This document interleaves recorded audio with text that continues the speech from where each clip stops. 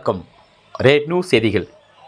புதுச்சேரியை சார்ந்த சேதாராப்பட்டு பகுதியில் இயங்கிக் கொண்டிருக்கும் மயிலம் இந்தியா நிறுவனத்தில் ஊதிய உயர்வு கேட்டு 24/6/2026 முதல் 16/7/2026 இன்று 23வது நாளாக காத்திருப்பு போராட்டம் சங்கத்தின் செயலாளர் டி. தாமோதரன் தலைமையில் நடந்தது.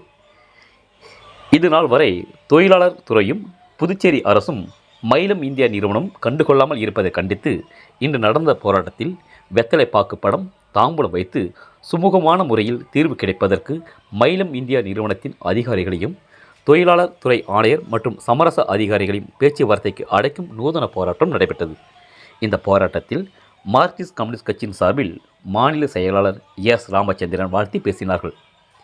சிஏடி சார்பில் நிர்வாகிகள் கொளஞ்சியப்பன், மதிவாணன், மணிபாலன், விஜயகுமார், சிவக்குமார், ரவிச்சந்திரன், பச்சமுத்து, ராமசாமி ஆகியோர் கலந்து கொண்டு நூதன போராட்டத்தில் வாழ்த்தி பேசினார்கள். ரேட் நியூஸ் தமிழ் செய்திக்காக புதுச்சேரி செய்தியாளர் அருள்மணி. செய்திகளை உடனுக்குடன் தெரிந்து கொள்ள ரேட் நியூஸ் நம்ம சேனலை சப்ஸ்கிரைப் செய்யவும்.